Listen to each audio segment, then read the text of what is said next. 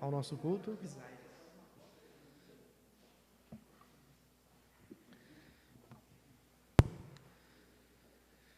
Sejam todos bem-vindos. Vamos então dar início ao nosso culto, começando aqui pelo louvor.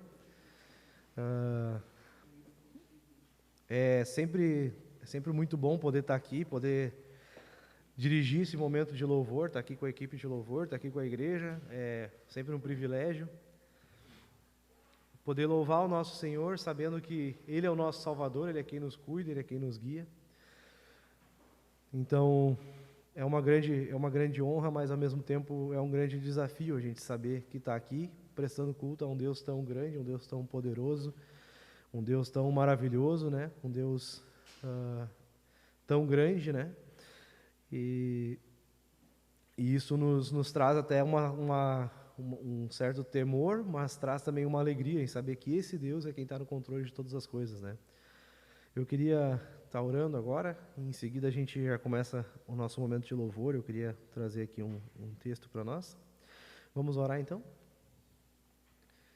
Senhor Deus, obrigado, Pai, por esse dia, Senhor, obrigado porque o Senhor está conosco, Pai, obrigado porque o Senhor nos cuida, obrigado, Senhor, nos guarda, Pai.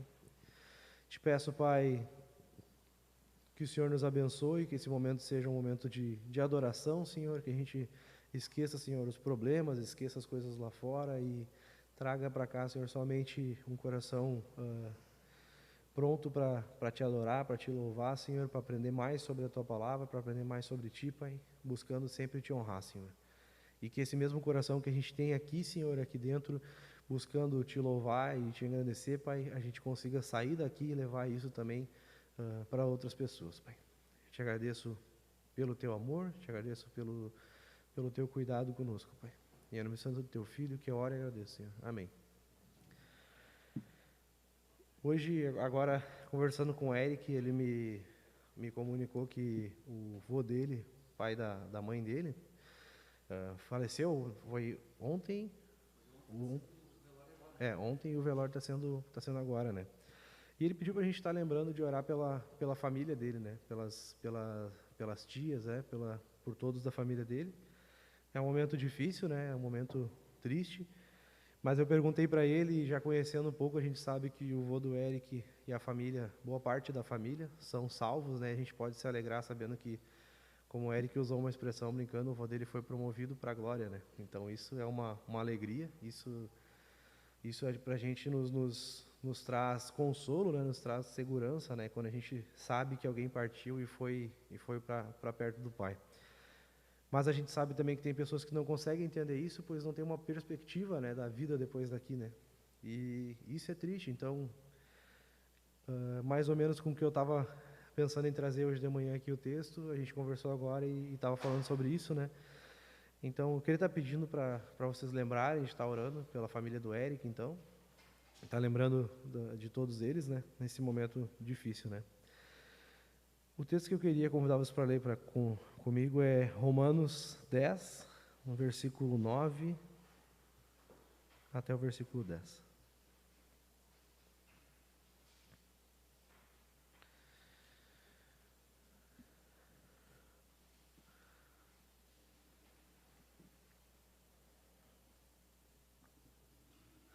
E ele diz assim: se você confessar com a sua boca que Jesus é o Senhor e crer em seu coração que Deus o ressuscitou dentre os mortos, será salvo. Pois com o coração se crê para a justiça e com a boca se confessa para a salvação. Como diz a Escritura, todo que nele confia jamais será envergonhado. Isso me traz muita segurança, isso me faz pensar muito, né, na grandeza desse Deus, né? Ele que ressuscitou o seu filho dentre os mortos.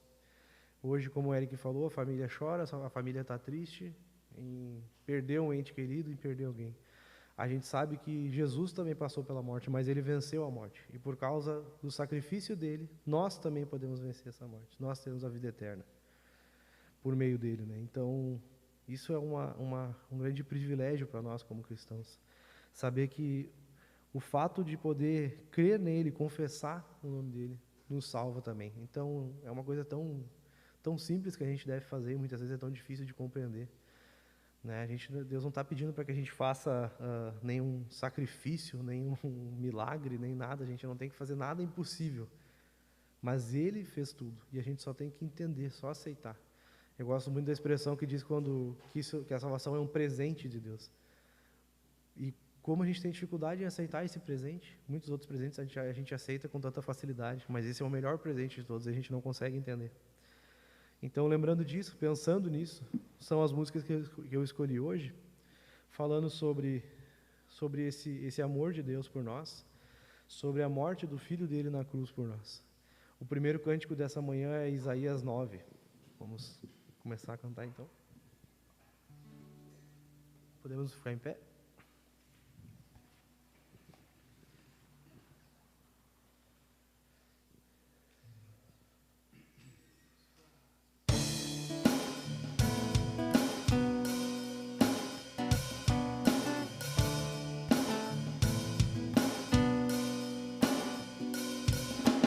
Um menino nasceu, como um filho se nos deu.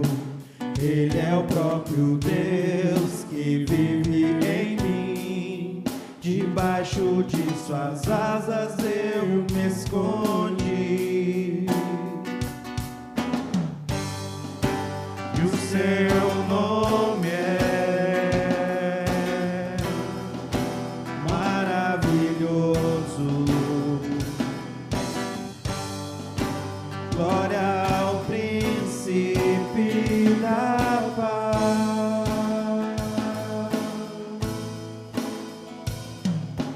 Um menino nasceu, como um filho se nos deu. Ele é o próprio Deus que vive em mim. Debaixo de suas asas eu me escondi. E o seu nome é maravilhoso. Glória ao príncipe da paz. O céu começa a se abrir, toda a terra se dobrou a ti. Cristo, Rei dos Reis, veio nos buscar.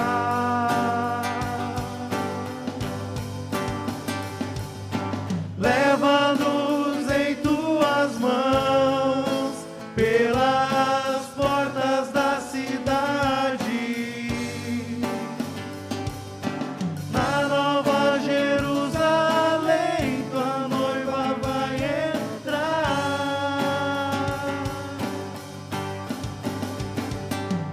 O céu começa a se abrir, toda a terra se dobrou a ti. Cristo, Rei dos Reis, veio nos buscar. Leva-nos em tuas mãos pelas portas da cidade. Na Nova Jerusalém tua noiva vai entrar, cantando santo, santo, santo é o Senhor. Santo, santo, santo é o Senhor. Ninguém me toca como você, ninguém me vê como você me vê. Faz brilhar teu rosto sobre mim.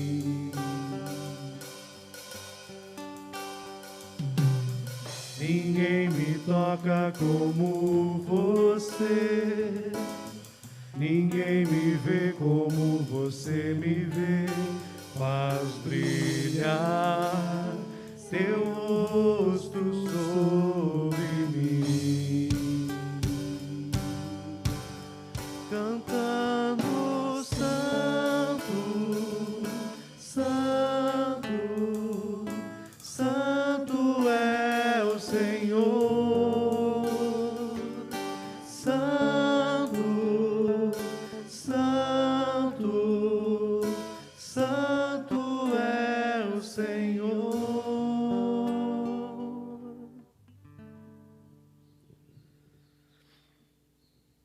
É tão bom a gente saber que santo é o Senhor.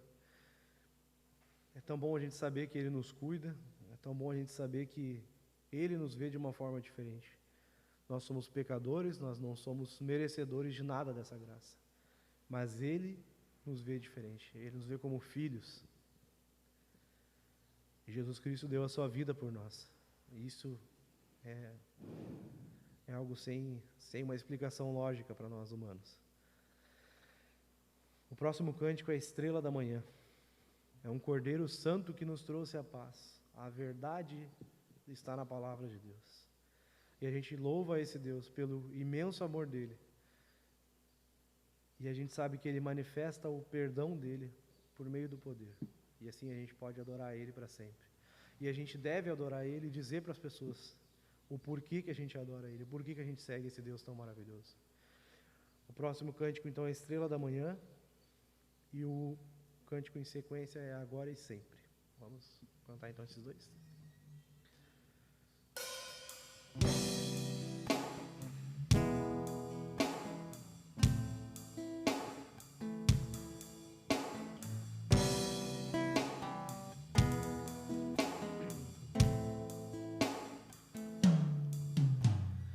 És a nossa estrela da manhã,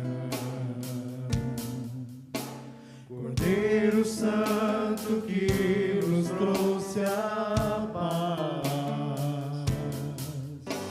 Em tuas mãos está todo vencer. Resposta a todo aquele que clama. A verdade é a tua palavra e não pode mentir. Por isso estamos aqui.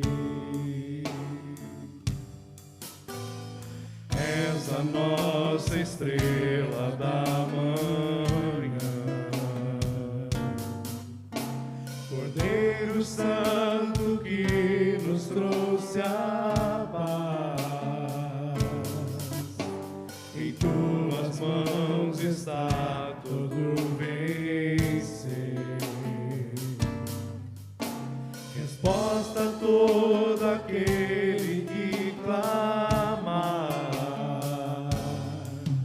A verdade é tua palavra e não pode mentir. Por isso estamos aqui. Te louvamos, ó Senhor, pelo teu imenso amor. Manifesta o teu perdão e poder.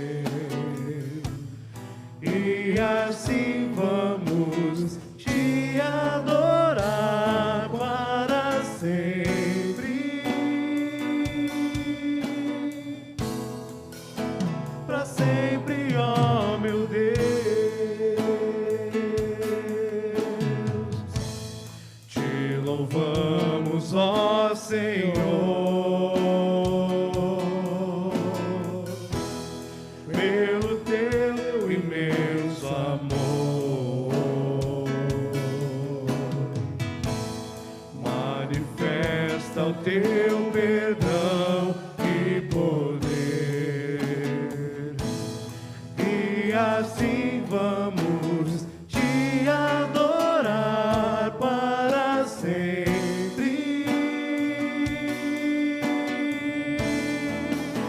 Para sempre, ó meu Deus.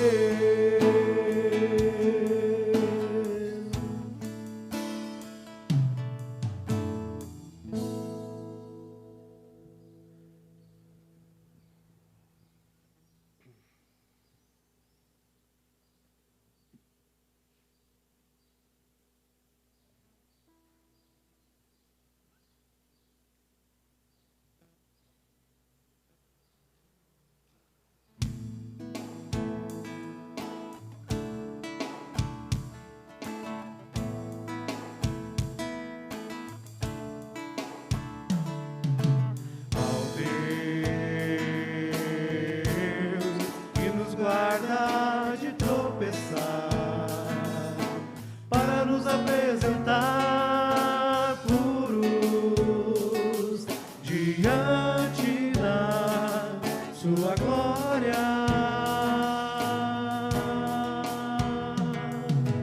Ao Deus que nos guarda de tropeçar, para nos apresentar diante da sua glória, ao único Deus Salvador, por meio de Cristo Senhor, majestade e glória, poder e reino, antes e agora, e para todos sempre. Majestade e glória, poder e reino, antes e agora, e para todos sempre.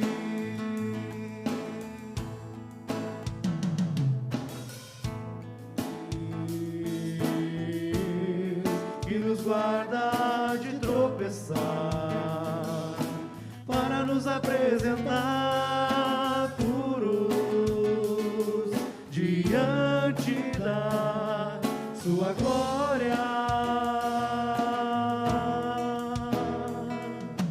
Ao Deus que nos guarda de tropeçar, para nos apresentar puros diante da sua glória, ao único Deus Salvador, por meio de Cristo Senhor,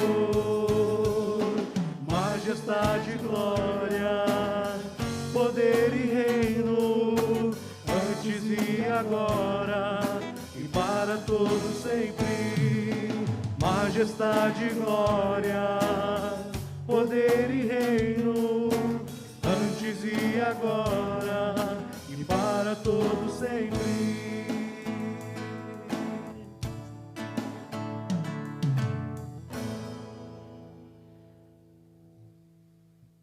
O próximo cântico é o cântico que a gente pode trazer à frente os nossos dízimos e ofertas. A gente sempre repete isso, e eu vou estar repetindo novamente. Aqueles que são visitantes, a gente pede para que não se constranjam nesse momento, é o momento da igreja, daqueles que já compreenderam a importância disso e já têm esse comprometimento, né? O próximo cântico é um cântico que faz um tempinho, eu acho que a gente não canta, e para mim é um dos cânticos mais bonitos que a gente tem, que se chama Santo Lugar. Ele fala simplesmente do céu. Imaginar um lugar onde não vai ter choro, onde não vai ter tristeza. Saber que lá o tempo vai parar, não vai ter tempo. A gente não tem que se preocupar com relógio, com nada, com horário, com datas. Lá é o lugar que a gente vai estar, precisa estar, e vai estar eternamente. Não tem nenhum compromisso, não tem nada depois disso, é ali. Então imaginar que existe esse lugar, saber que Deus é quem está conosco, está nos cuidando, nos sustentando naquele momento. Então, é uma grande alegria, é um grande é um grande momento da gente pensar, né, que existe esse céu. E ele fala muito, esse cântico fala muito sobre isso, de imaginar como as coisas vão acontecer. E saber que lá não vai ter lágrimas, que lá não vai ter mais dias maus, a gente não vai ter nenhum tipo de problema. Lá é perfeito. Então, vamos estar cantando esse cântico.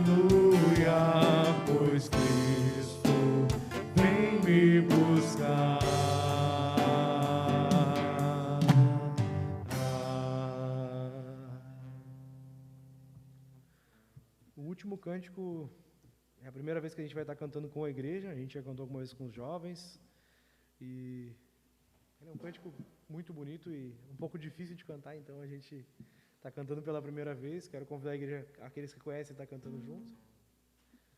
O nome do cântico é Tão Profundo.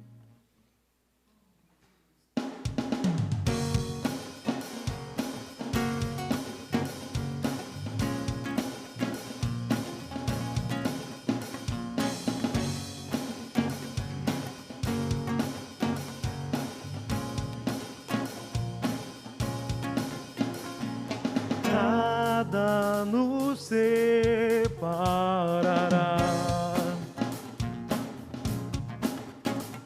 dos laços do teu grande amor.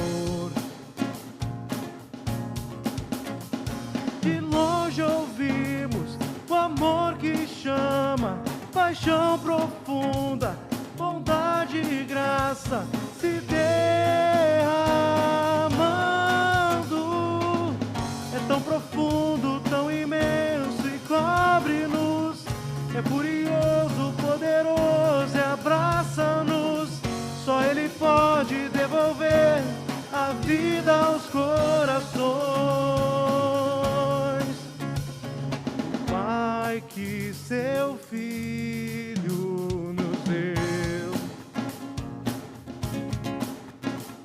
e o Filho que por todos morreu, que em nós derrama o amor e graça e nos convida à sua mesa, nos alcançando. É tão profundo, tão imenso e cobre-nos. É furioso, poderoso e abraça-nos. Só Ele pode devolver a vida aos corações. É tão profundo, tão imenso e cobre-nos. É furioso, poderoso e abraça-nos. Só Ele pode devolver a vida aos corações. É tão profundo, tão imenso e cobre-nos. É furioso, poderoso e abraça-nos. Só Ele pode devolver a vida aos corações. É tão profundo, tão imenso e cobre-nos. É furioso, poderoso e abraça-nos. Só Ele pode devolver a vida aos corações.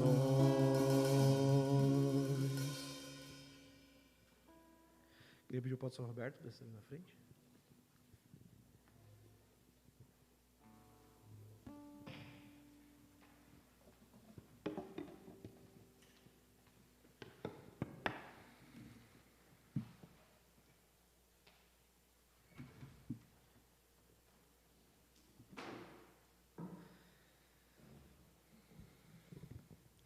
Então agora, o seu momento de oração encerra nosso louvor, agradecendo pelas ofertas e também pedindo pela pregação da palavra agora. Senhor Deus, te louvamos, Pai, pelo teu amor, te louvamos porque o Senhor nos cuida, Pai, porque o Senhor está conosco e a gente sabe que o teu amor é tão grande, Senhor, a ponto de entregar o teu Filho por nós, Pai. Te agradeço por esse tempo de louvor que tivemos, Pai, te agradeço por essas ofertas, obrigado por cada pessoa que está aqui hoje, Senhor, obrigado porque o Senhor tem sustentado essa igreja, Pai, não tem deixado nada faltar, Senhor. A gente sabe que o Senhor sempre está nos suprindo, sempre está nos cuidando, Pai. Te louvo, Pai, pelo teu amor, te louvo pelo teu cuidado, Pai, e te peço, Pai, pela pregação da palavra agora. O Senhor abençoe o pastor Roberto, dê a ele também sabedoria, dê a ele a capacidade, Senhor, para transmitir tudo aquilo que ele estudou, Pai. Te louvo, Pai, pelo teu cuidado conosco, e te louvo, Pai, mais uma vez, Senhor, por podermos estar aqui juntos, Senhor, louvando o Senhor. É no nome do teu Filho, Pai, que eu oro e agradeço. Amém.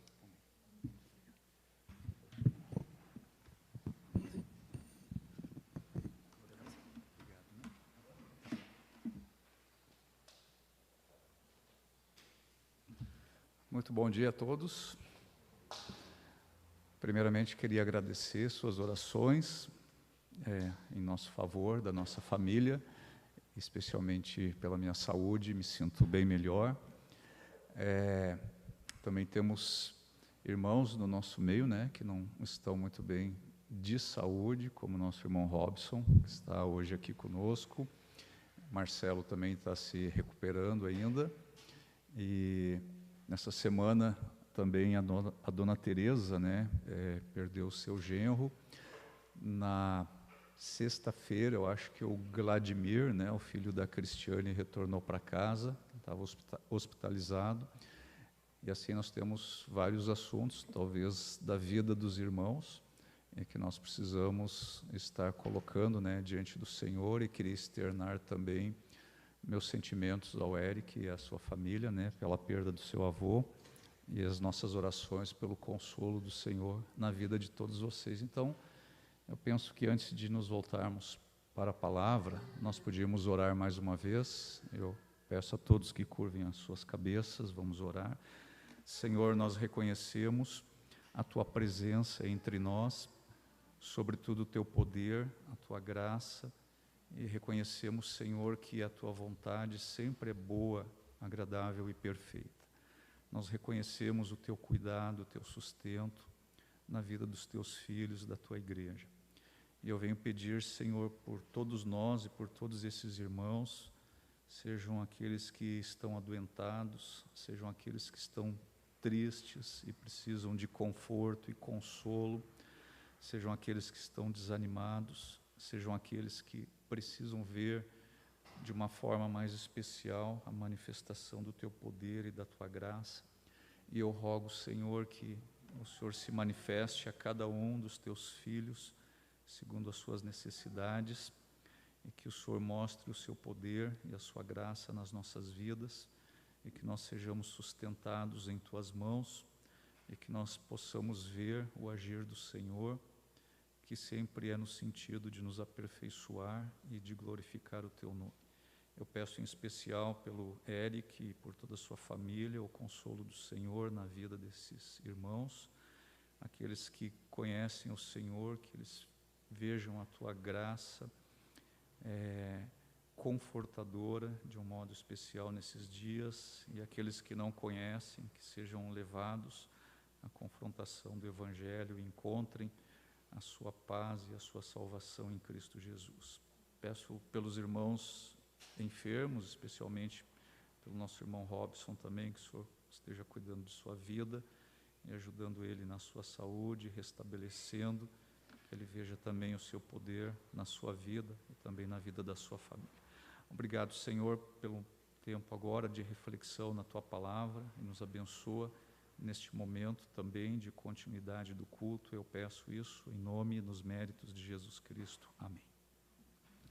Eu queria convidar vocês que abrissem as suas Bíblias na primeira carta do apóstolo Paulo aos Coríntios,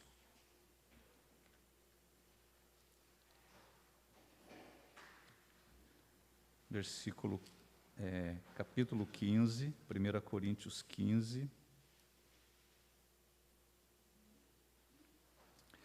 Vamos ler o versículo 10, 1 Coríntios 15, 10, e aqui o apóstolo Paulo escreve o seguinte: mas pela graça de Deus sou o que sou, e sua graça para comigo não foi inútil. Antes trabalhei mais do que todos eles, contudo não eu, mas a graça de Deus comigo. Nós sabemos que, historicamente, o Ocidente, essa região do mundo onde nós habitamos, a parte ocidental do mundo, historicamente ela tem colocado a sua ênfase na questão do fazer, do realizar, do empreender, do pragmatismo, daquilo que é funcional e utilitário. A ênfase do lado de cá do planeta, do lado ocidental. E nós sabemos que, historicamente, o Oriente tem colocado a sua ênfase muito mais na questão do ser, da contemplação, do olhar-se para dentro de si. Agora, se a natureza humana não tivesse sido corrompida pela queda, não tivesse sido prejudicada pela queda, não haveriam discrepâncias, diferenças entre o ser e o fazer. Porque as nossas ações, as nossas realizações, a nossa produção sempre seria uma verdadeira expressão do nosso interior. Mas com a profunda confusão que existe nos nossos dias, que existe na nossa sociedade, surge sempre esse antagonismo entre o ser e o fazer. E nós cristãos, nós não podemos fugir a essa problemática. Nós também precisamos enfrentar essa questão, e eu creio que nós temos um critério no qual nós podemos nos apegar, e o critério consiste em descobrir onde Deus lança a sua ênfase. O que é prioridade para Deus? E, meus queridos, isso não é uma coisa difícil de nós descobrirmos, porque nós temos as Sagradas Escrituras, nós temos o Espírito Santo que inspirou essas Escrituras e que quer nos instruir através dela, quer nos interpretar a palavra de Deus. E eu penso que esta questão, haver uma clareza entre ser ou fazer, é uma questão básica, é uma questão essencial, diz respeito àquilo que é essencial na nossa vida cristã. E quando eu penso nesse aspecto, que introdutoriamente parece ser um tanto filosófico, quando eu penso nisso, eu penso como nós somos assim lentos para aprender. Vocês sabem que aquilo que a maioria dos cristãos julga como certo, sustenta como certo, isso será aceito como certo, sem nenhuma dúvida. Sabem por quê? Porque sempre é mais fácil imitar do que originar. É mais fácil e provisoriamente mais seguro acertar o passo sem fazer muitas alterações, muitas mudanças, simplesmente acompanhar a procissão e ser conduzido por ela. E por essas razões, especialmente do lado de cá do nosso planeta, aqui no Ocidente, o ser, aquilo que nós somos, deixou de exercer muita importância e atração, e aquilo que fazemos se torna algo absolutamente vital na nossa vida e na nossa experiência. Nós não sabemos muita coisa sobre a vida interior. E, na verdade, nós vivemos muito pouco da vida interior. Muitas vezes nós temos aí uma fachada de crentes, nós temos um rótulo de crentes, e isso me lembra uma censura muito severa que o Senhor Jesus Cristo, em certa ocasião, ele dirigiu aos fariseus. Venha comigo para Mateus capítulo 23.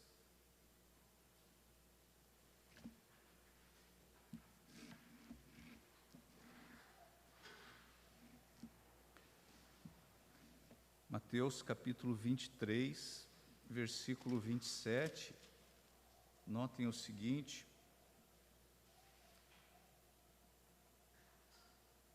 Jesus se dirigindo aqui aos mestres da lei e aos fariseus, no versículo 25, chama eles de hipócritas, no versículo 26, chama eles de cegos, e aí no versículo 27, ai de vocês, mestres da lei e fariseus hipócritas, vocês são como sepulcros caiados, bonitos por fora, mas por dentro estão cheios de ossos e de todo tipo de imundície.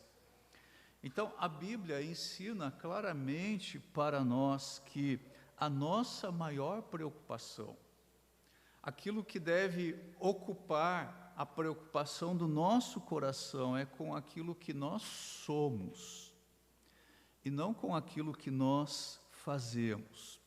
E aí surge uma pergunta muito importante: Qual é a minha marca de identificação? Qual é a sua marca de identificação? É aquilo que eu sou ou é aquilo que eu faço? Na última exposição que eu fiz aos irmãos, nós encerramos o livro de Neemias, e vocês estão lembrados que no final do livro de Neemias acontece um daqueles 3 R's notáveis. E o último R ali das memórias de Neemias é o R da reforma religiosa. Neemias precisou empreender uma reforma religiosa quando ele volta da Pérsia e vê o estado de coisas como elas se encontravam agora em Jerusalém. E eu creio, meus irmãos, que nós também precisamos iniciar urgentemente uma batalha, uma reforma, entre aspas, uma reforma religiosa nas nossas vidas.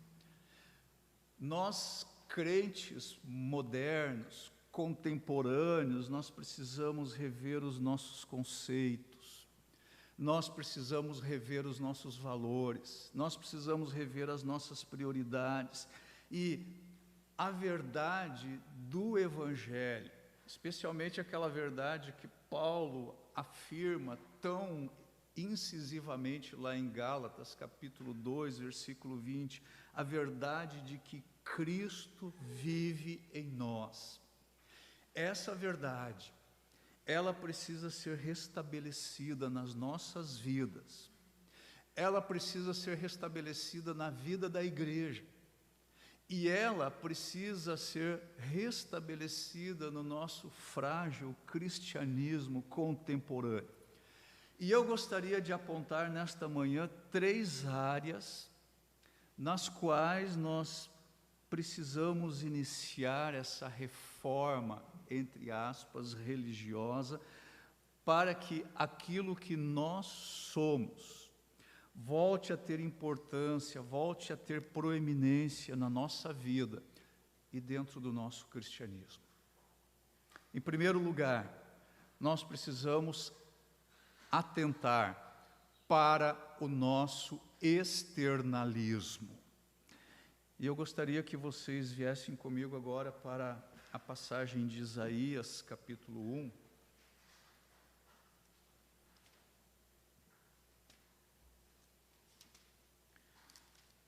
Isaías 1, e vamos ler os versos 10 a 17. Isaías 1, 10 a 17.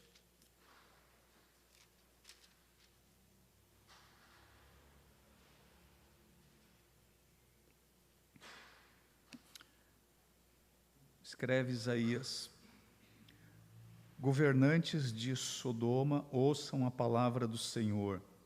Vocês, povo de Gomorra, escutem a instrução de nosso Deus. Para que me oferecem tantos sacrifícios? Pergunta ao Senhor. Para mim chega de holocaustos de carneiros e da gordura de novilhos gordos. Não tenho nenhum prazer no sangue de novilhos, de cordeiros e de bodes. Quando vocês veem a minha presença, quem lhes pediu que pusessem os pés em meus átrios, para trazerem ofertas inúteis? O incenso de vocês é repugnante para mim. Luas novas, sábados e reuniões. Não consigo suportar suas assembleias cheias de iniquidade. Suas festas da lua nova e suas festas fixas, eu as odeio, tornaram-se um fardo para mim, não as suporto mais. Quando vocês estenderem as mãos em oração, esconderei de vocês os meus olhos. Mesmo que multipliquem as suas orações, não as escutarei. As suas mãos estão cheias de sangue. Lavem-se, limpem-se, removam suas más obras para longe da minha vista. Parem de fazer o mal, aprendam a fazer o bem, busquem a justiça, acabem com a opressão, lutem pelos direitos do órfão e defendam a causa da viúva. Então nós encontramos aqui, nesse texto da palavra de Deus, nessa sessão aqui, uma dura exortação, uma dura repreensão de Deus através do profeta ao seu povo, uma repreensão de Deus em relação aos sacrifícios e às ofertas que ele está pedindo aqui, que eles parem de oferecer, que eles deixem de fazer isso, porque essas coisas tinham perdido o seu significado. E tudo isso não passava meramente de religiosidade. Agora, todas essas coisas que Deus está dizendo aqui, que está aborrecendo ele, são coisas que Deus havia exigido e pedido que acontecesse no culto. Todo o livro de Levítico é um livro onde nós temos toda a instrução de como o culto deveria se realizar. E todas essas coisas que Deus agora diz ao povo, parem de fazer isso, eu não quero mais isso me aborrece. É porque todas essas coisas estavam marcadas por um externalismo vazio, inútil, oco, e que não trazia nenhum tipo de glória a Deus. E notem que aí no versículo 13, na segunda parte, Deus diz: não consigo suportar suas assembleias cheias de iniquidade. Numa outra tradução, na tradução atualizada, nós lemos o seguinte: não posso suportar iniquidade associada ao ajuntamento solene. Então notem o seguinte, meus queridos, uma religiosidade sem espiritualidade, sem piedade. Esta religiosidade, ela é ofensiva a Deus, ela ofende a Deus, e ela é totalmente inútil para os homens. E Deus está dizendo aí nessa passagem: de nada vale para mim a religiosidade hipócrita do meu povo. De nada vale vocês me cultuarem e, ao mesmo tempo, vocês não darem atenção à camuflagem dos seus pecados.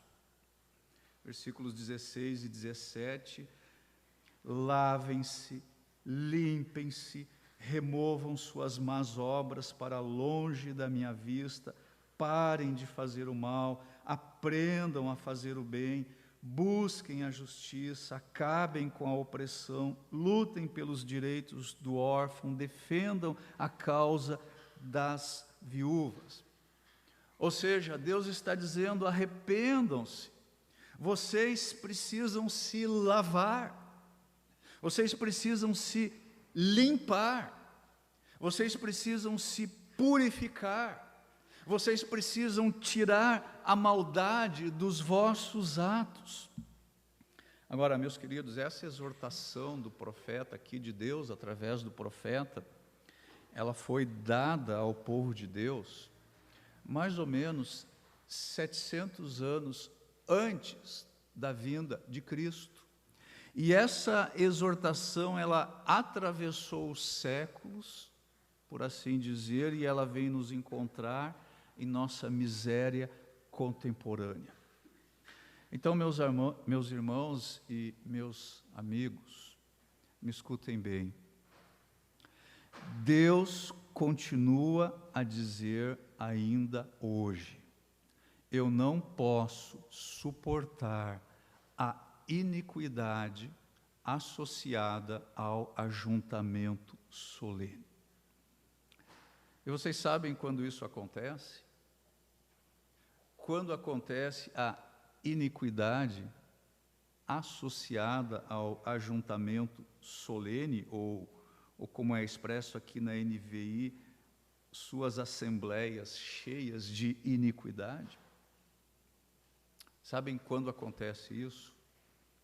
Há muitas formas disso acontecer. Por exemplo, quando nós viemos para o culto e nós cantamos, e nós oramos, e nós fazemos tudo certinho aqui na igreja, aqui na assembleia, que não tem o sentido da assembleia que nós vamos ter em seguida, aqui no culto, mas o nosso coração, ele está cheio de amargura contra algum irmão, contra o próximo, ou até mesmo contra o próprio Deus.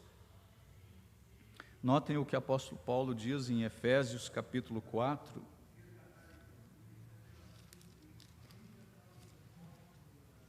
Efésios capítulo 4, versículos 31 e 32.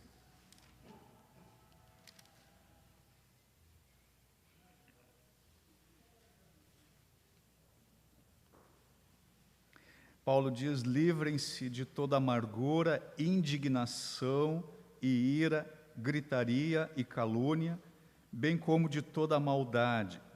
Sejam bondosos e compassivos uns para com os outros, perdoando-se mutuamente, assim como Deus os perdoou.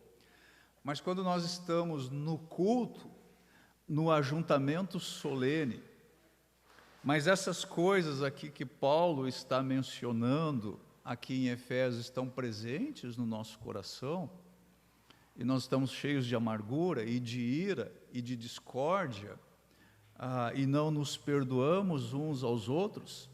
Sabe como a gente chama isso? Iniquidade associada ao ajuntamento solene. Acontece também quando nós, nas nossas reuniões, nos nossos cultos, nas nossas assembleias, nós bendizemos o nome de Deus, mas nós não temos nenhum interesse em guardar os seus mandamentos, em obedecer à sua vontade. No Evangelho de João, no capítulo 14, no versículo 15, o Senhor Jesus Cristo diz o seguinte aos seus discípulos: se vocês me amam, participarão regularmente, dominicalmente, dos cultos na sua igreja. Bom, isso pode ser uma expressão de amor a Cristo, e é uma expressão com a motivação certa, mas Jesus Cristo está dizendo aqui: se vocês me amam, qual é a prova do nosso amor para com o Senhor? Se vocês me amam, obedecerão aos meus mandamentos. Então, quando nos ajuntamos em culto, mas no nosso coração não tem o desejo de obedecer ao Senhor, nós estamos num ajuntamento solene, associado com a iniquidade. Também quando nós louvamos o Senhor aqui no domingo, como fizemos hoje de manhã, e estamos com os nossos corações muito cheios de louvor para o Senhor, hoje de manhã, no domingo, mas na segunda-feira, começa então aí a nossa murmuração, começa a nossa insatisfação, começa o nosso descontentamento, começa o nosso culpar a Deus por todas as coisas que estão acontecendo. Quando isso é a verdade da nossa experiência, e nós estamos aqui hoje louvando e amanhã murmurando, isso é iniquidade associada ao ajuntamento solene. 1 Tessalonicenses. 1 Tessalonicenses, capítulo 5, versículo 18.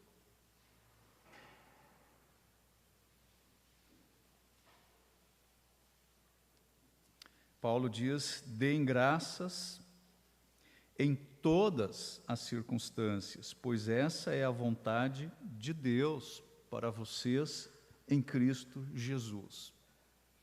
Então, quando nós estamos cultuando a Deus, mas nós não temos um coração grato a Deus, em todas as circunstâncias. Na verdade, nós temos um coração cheio de direitos e de reivindicações, mas nós estamos cultuando a Deus. Isso é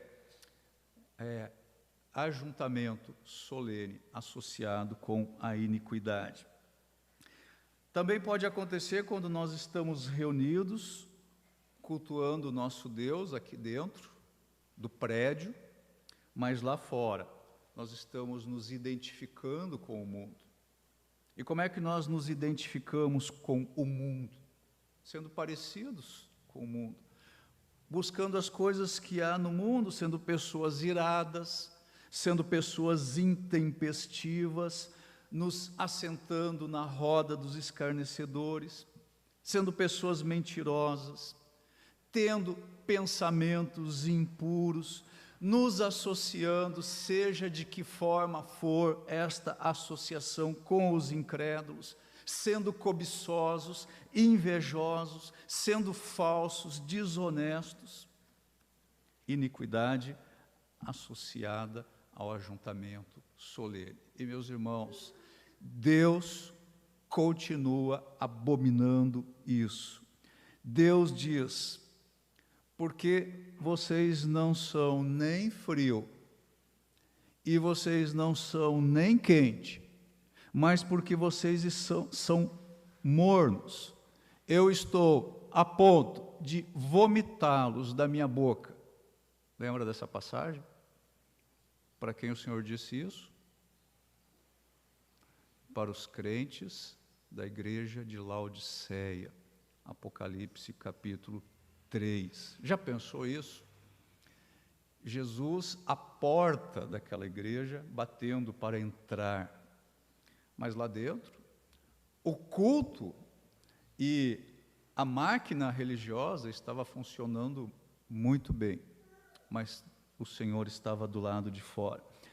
Sim, meus queridos, é muito mais importante aquilo que nós somos do que aquilo que nós estamos fazendo.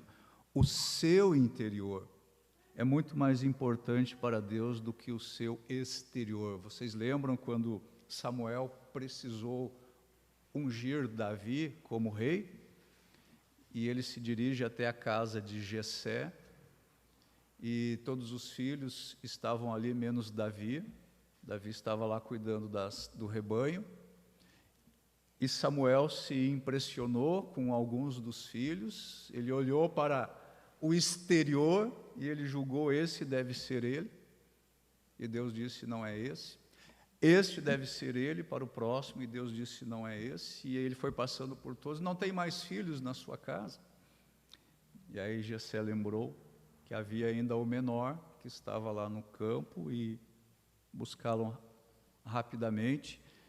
E Deus disse a Samuel: este é o homem. Eu não olho como o homem olha, porque o homem olha o exterior, mas eu olho para o interior. E ele viu em Davi um homem segundo o seu coração. É muito importante a gente perceber isso. Parece que o externalismo, ele tem, de novo, dominado a vida da igreja contemporânea. A tônica da igreja moderna, da igreja contemporânea, é fazer algo. E me parece que toda a máquina religiosa se tornou, nos nossos dias, uma grande produtora de barulho. E a nossa geração de cristãos e a geração seguinte tem se constituído de cristãos que são agitados, que são frenéticos, que precisam fazer alguma coisa para mostrar que são cristãos. Então nós estamos sempre correndo de um lado para o outro. Nós estamos sempre atrás de programas, de planejamentos, e algo precisa ser feito, porque esse algo precisa ser visto. Nós não conseguimos, talvez, nessa agitação frenética que caracteriza os nossos dias, os nossos tempos, muitas vezes é muito difícil para nós ouvirmos aquela voz suave de Deus, aquele sussurrar de Deus nos nossos ouvidos, como é dito lá em Salmo 46, versículo 10, onde Deus diz o quê? Aquietai-vos e sabei que eu sou Deus. Agora deixe-me dizer alguma coisa para não induzi-los ao erro. Não existe problema em fazermos as coisas. Não há problema em fazermos algo. Deus não é contra que nós frequentemos fielmente o seu culto e que nós sejamos ativos no corpo de Cristo. Não é essa a questão que eu estou colocando aqui. A questão é que de nada vale uma religião que é cheia de aparatos exteriores, porém ela é uma religião hipócrita, vazia, artificial. Ela é uma religião que é marcada pelas tradições de homens, usos, costumes, regras, cerimonialismo. Mais uma vez, o mais importante é o interior. E com isso eu quero dizer Cristo em nós. Cristo em nós, diz o apóstolo Paulo, a esperança da glória. É Cristo exercendo em nós o seu verdadeiro senhorio nas nossas vidas. E, meus queridos, não adianta eu e você fazermos muitas coisas para o Senhor, se no fundo, nós temos apenas uma fachada espiritual.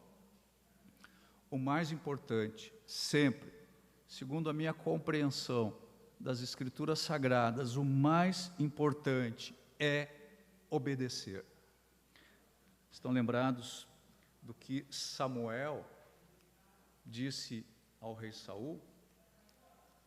Venha comigo para 1 Samuel, capítulo 15.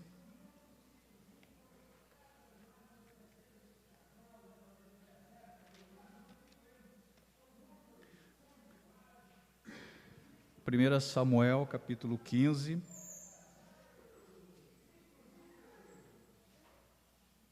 Versículo 22. Notem então o que Samuel diz aqui a Saul. E se você quer entender essa exortação melhor, você pode ler todo o contexto aqui da passagem. Mas Samuel, capítulo 15, versículo 22. Samuel, porém, respondeu: acaso tem o Senhor tanto prazer em holocaustos e em sacrifícios, quanto em que se obedeça a sua palavra? A obediência é melhor do que o sacrifício.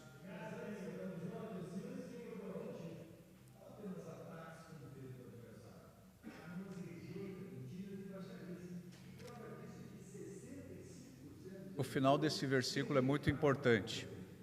Agora é hora de mudar de verdade. Agora é 5-5.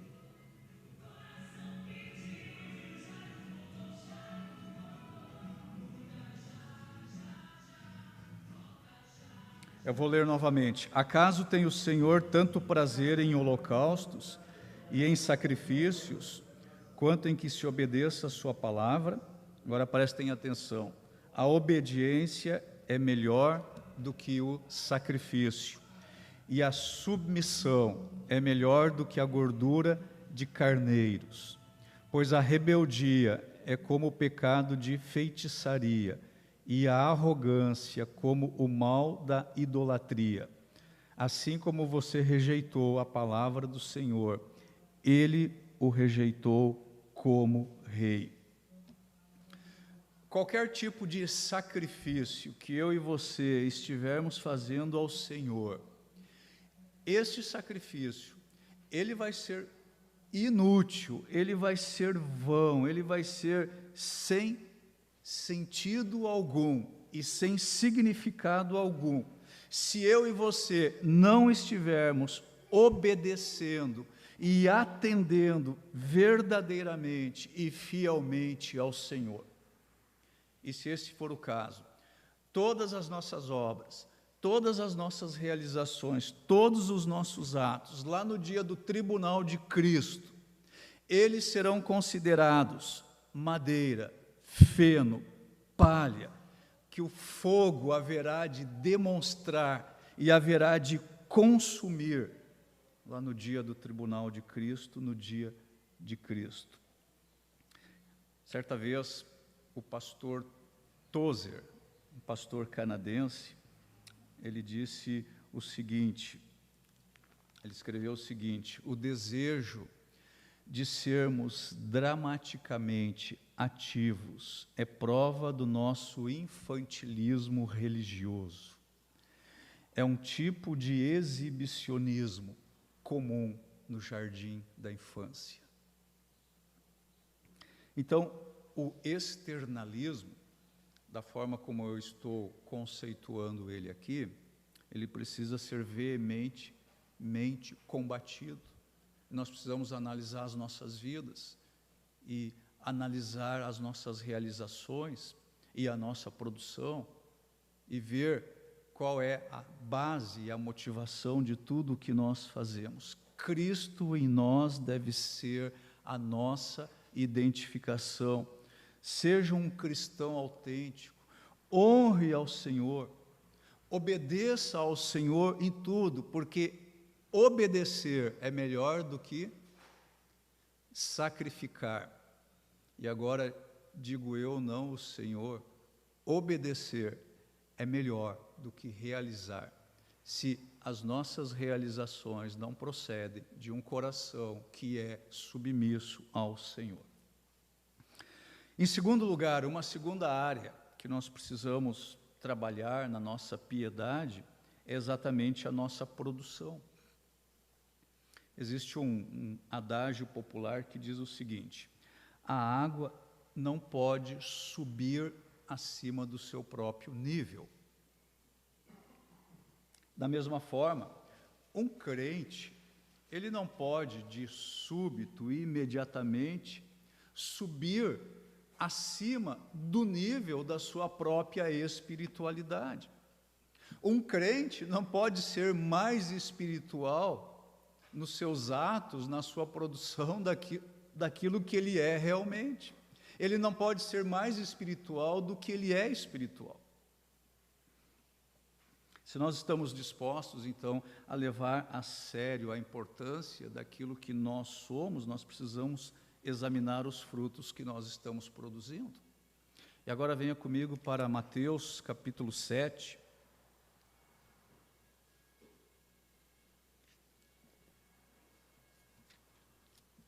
Versículos 15 a 20, Mateus capítulo 7, versículos 15 a 20.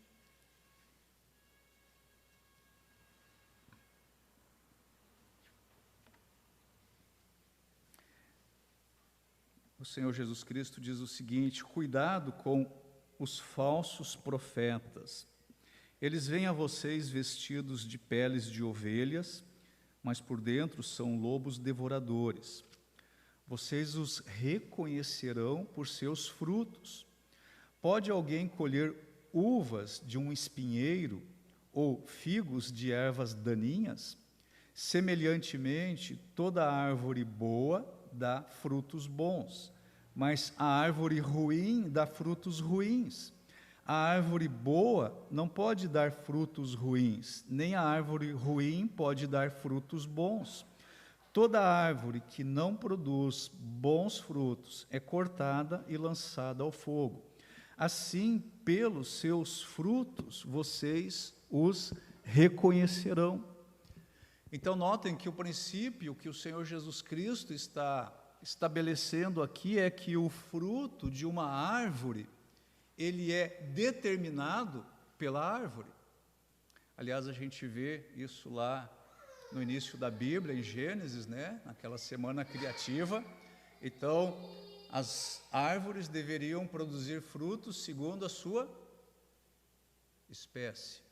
O fruto de uma árvore é determinado pela sua espécie, é determinado pelo tipo de árvore que ela é, e da mesma forma, o fruto de uma vida é determinado pelo tipo de vida que essa vida é.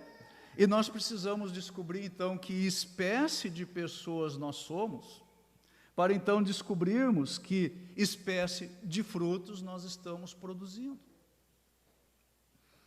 Algumas perguntas, talvez se respondidas por cada um de nós, com muita franqueza e com muita sinceridade, podem nos ajudar a nos mostrar quem nós somos. Por exemplo, em que eu e você pensamos quando nós estamos livres para pensarmos no que nós quisermos pensar? Uma outra pergunta: qual a coisa que nos dá maior prazer quando nós meditamos nesta coisa? Outra pergunta: em que nós nos concentramos nos nossos momentos livres? Outra pergunta: a que a nossa imaginação, o nosso pensamento constantemente retorna, se você não estiver vigiando ele? Se nós realmente dermos valor para a questão daquilo que nós somos, nós vamos querer ser vidas boas e então produzir bons frutos. Agora, meus queridos, assim como as flores e os frutos, eles não crescem meramente por capricho da natureza, também nós não vamos produzir em nós bons frutos acidentalmente ou por mero acaso. Um cristão que dia após dia ele deixa que prevaleça no seu coração uma atitude de indiferença, de apatia, uma atitude gélida para com a palavra de Deus, para com a pessoa de Deus. Esse crente, ele não pode esperar ter uma vida espiritualmente poderosa, ter uma vida de vitórias, e assim como apenas um dia quente não faz a estação do verão, não vão ser alguns momentos de oração rápida, alguns momentos de rápida meditação na palavra de Deus, aqueles devocionais que são assim programados. Eu não sou contra devocionais programados, mas até isso temos que vigiar, porque muitos colocam nos seus devocionais programados uma atitude de religiosidade. Hoje eu li o meu devocional, hoje eu fiz a minha leitura, então está tudo certo.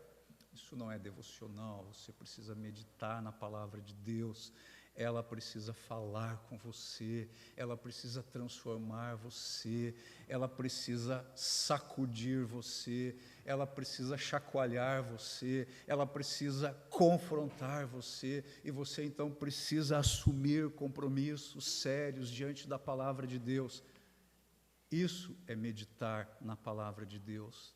Não é fazer uma leitura de um texto, de um devocional, e fechar aquele livro e o dia continua então sem qualquer conexão com aquilo que você leu na palavra de Deus. Então, um crente que por hábito está longe do Senhor, da sua palavra, da comunhão com os seus irmãos, e que tem no seu coração uma apatia pelas coisas espirituais, não pode esperar ter uma vida poderosa, não pode esperar ser alguém cheio do Espírito Santo. O nosso coração, ele precisa ser inundado com a presença de Cristo, ele precisa ser inundado com a palavra de Deus. E quando isso é a nossa experiência, então nós vamos ver que os frutos verdadeiros e espirituais, eles vão começar a surgir nas nossas vidas, e eles vão dar nas nossas vidas em pencas, e o Senhor haverá de ser glorificado através da nossa frutificação. Os nossos frutos, eles serão conforme a nossa vida interior. Os nossos frutos serão conforme a nossa experiência com o Senhor.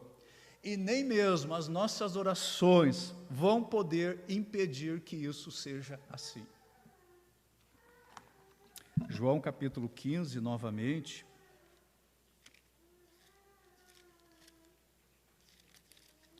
No versículo 4,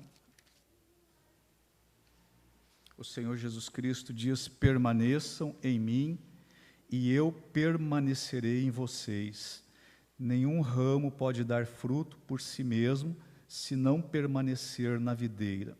Vocês também não podem dar fruto, se não permanecerem em mim. Qual é o segredo de produzirmos frutos? E dentro do contexto da passagem, fruto, mais fruto, muito fruto e fruto abundante. O segredo é permanecermos no nosso Senhor. Porque ele diz aí, sem Ele nós não podemos fazer nada. E digo eu de novo, não, Senhor, sem Ele nós não somos nada. Não é que nós não podemos fazer nada, nós não somos nada.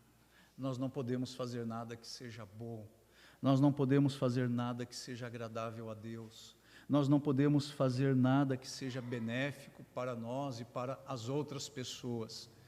Sem mim, diz o Senhor Jesus, nada podeis fazer. Sabem o que é nada? Eu sempre digo isso, né? Sabe o que é nada? É nada. É absolutamente nada. Se nós não permanecermos em Cristo, meus queridos, não vai adiantar nós orarmos pelos outros. Se nós não permanecermos em Cristo, não vai adiantar vigílias de oração. Se nós não permanecermos em Cristo, não vai adiantar nós testemunharmos para as outras pessoas. Se nós não permanecermos em Cristo, não vai adiantar fazer sacrifícios espirituais na nossa vida, porque tudo isso será declarado pelo Senhor como inútil, madeira, feno e palha, que não serve para nada, apenas para ser queimado. Então, para termos uma boa produção de frutos, nós precisamos permanecer em Cristo. E o que é isso? Permanecer em Cristo? É muitas coisas, mas basicamente é estarmos desvencilhados de toda forma de pecado na nossa vida, é adaptarmos a vontade do Senhor em todos os nossos propósitos, em todos os nossos alvos, em todas as nossas direções. Permanecer em Cristo é ser controlado por Cristo nos nossos pensamentos, nas nossas emoções, nas nossas vontades. Então, quando nós estamos preocupados com aquilo que nós somos, nós, então, vamos dar muita atenção para a nossa vida interior. Mas quando nós não nos preocupamos com isso, quando nós nos preocupamos apenas com aquilo que nós estamos fazendo, aquilo que nós somos interiormente tem pouco valor. Nós não nos preocupamos com aquilo que nós somos no íntimo e nós não estamos renovando o nosso homem interior de dia em dia, conforme era a experiência do apóstolo Paulo e dos seus companheiros de ministério.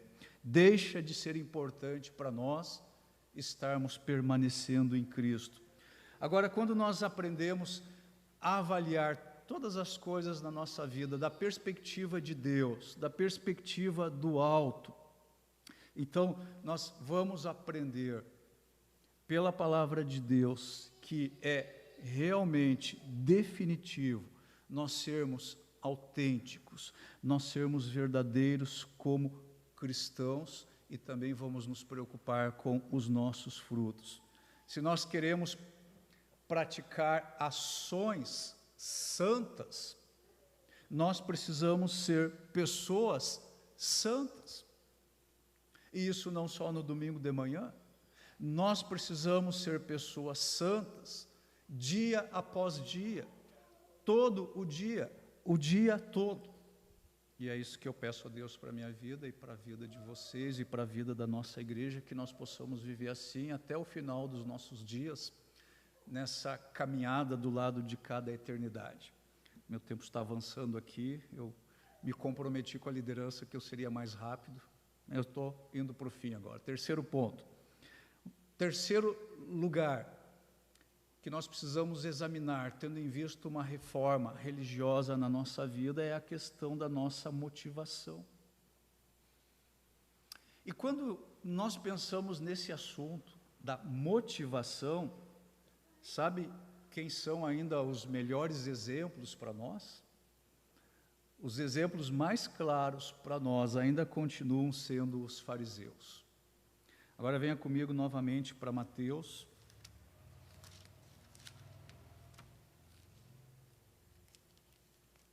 Mateus, capítulo 23, versículos 1 a 7. Mateus 23, 1 a 7. Então Jesus disse à multidão e aos seus discípulos: os mestres da lei e os fariseus se assentam na cadeira de Moisés. Obedeçam-lhes e façam tudo o que eles lhes dizem. Mas não façam o que eles fazem, pois não praticam o que pregam. Eles atam fardos pesados e os colocam sobre os ombros dos homens, mas eles mesmos não estão dispostos a levantar um só dedo para movê-los.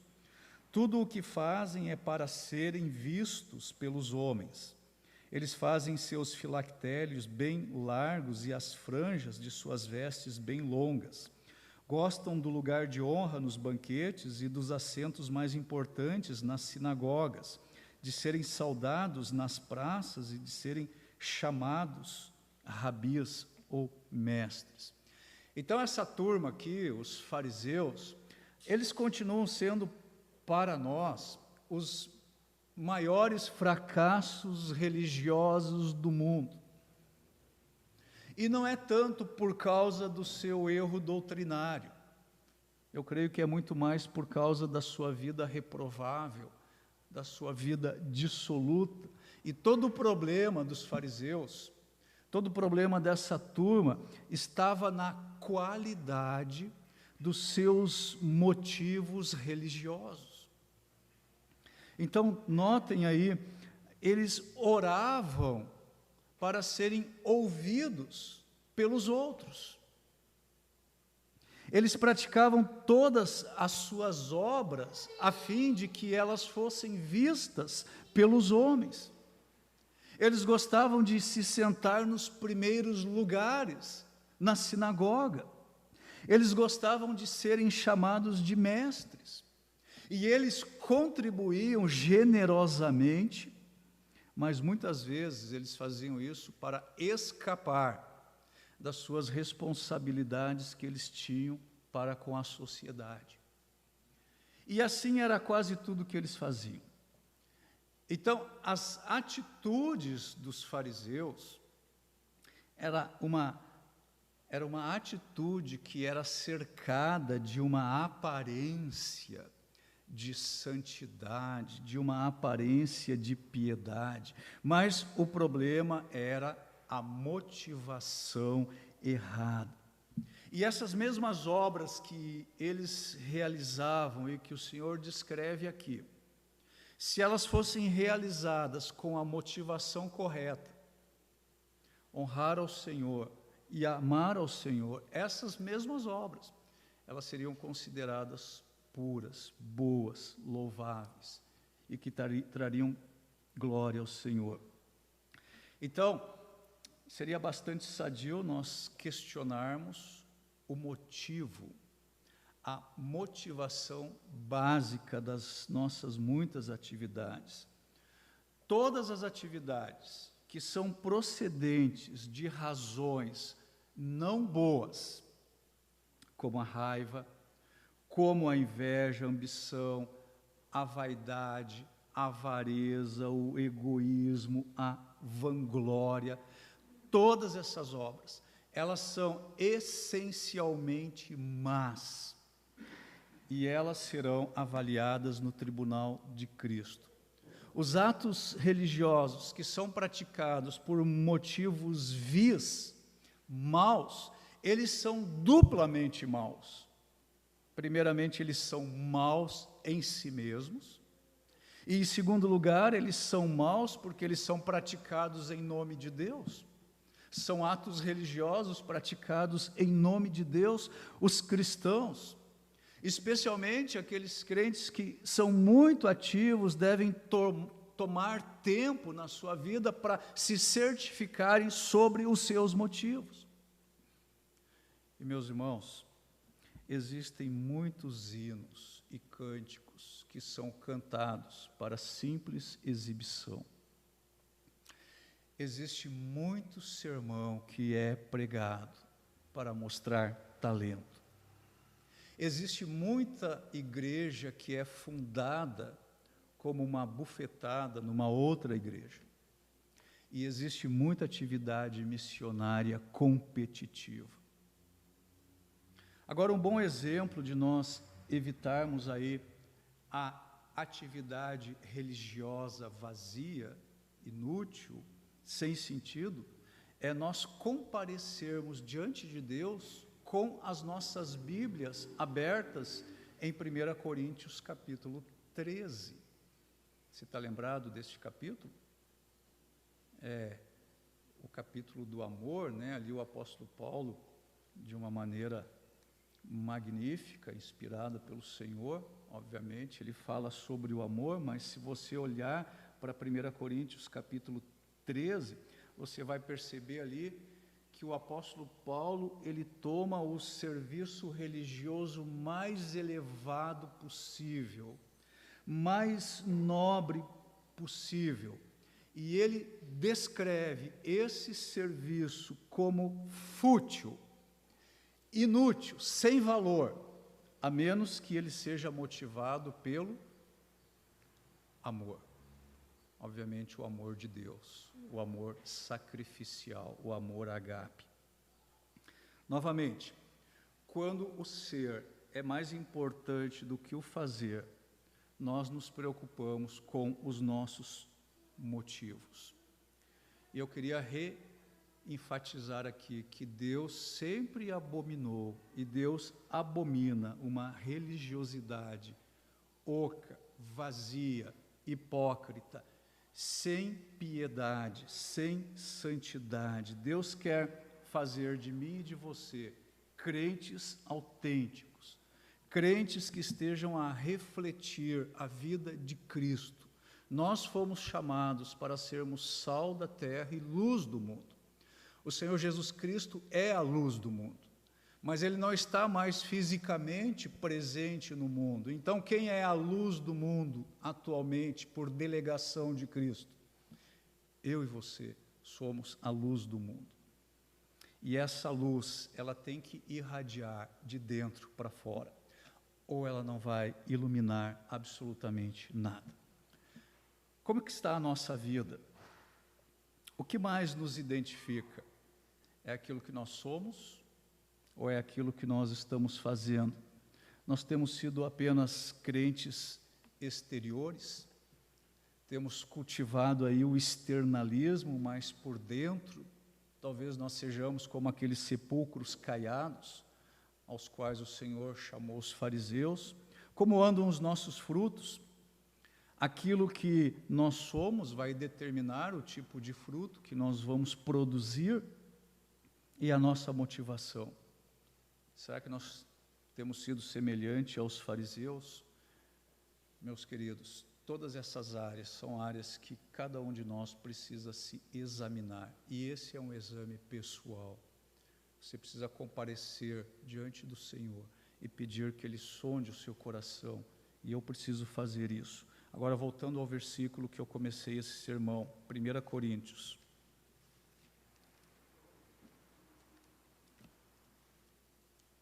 Capítulo 15, versículo 10. Paulo diz: mas pela graça de Deus sou o que sou, e sua graça para comigo não foi inútil. Antes, trabalhei mais do que todos eles, contudo, não eu, mas a graça de Deus comigo. Paulo não era um ativista. Paulo não era alguém que estava preocupado com o externalismo. Ele trabalhou mais do que todos os outros apóstolos, mas ele é humilde o suficiente para dizer, não ele, mas a graça de Deus. Que nós possamos dizer a mesma coisa, que o apóstolo Paulo tem dito aqui, que aquilo que nós somos e aquilo que nós estamos realizando tem sido o resultado da graça de Deus em nós. Amém? Curve sua cabeça, vamos orar mais uma vez.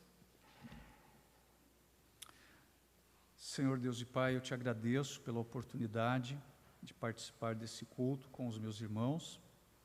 Peço a tua bênção sobre as nossas vidas e peço em especial que o Senhor sonde os corações de todos nós, porque certamente todos nós precisamos da correção do Senhor, precisamos da restauração do Senhor, da renovação do nosso compromisso com o Senhor e precisamos, sobretudo, do ministrar da graça do Senhor nas nossas vidas.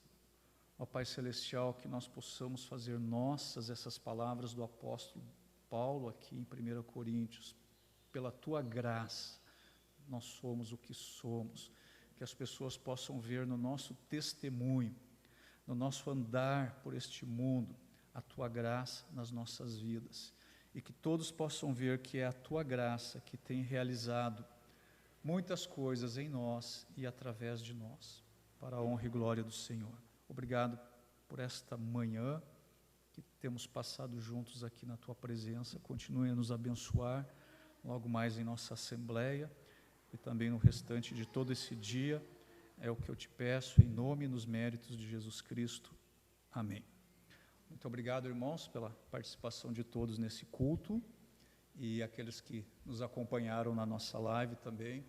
Eu desejo a todos vocês um abençoado domingo e semana e que seja assim, que nós estejamos vivendo na graça de Deus e pela graça de Deus realizando aquilo que Deus tem para cada um de nós. Um bom dia a todos.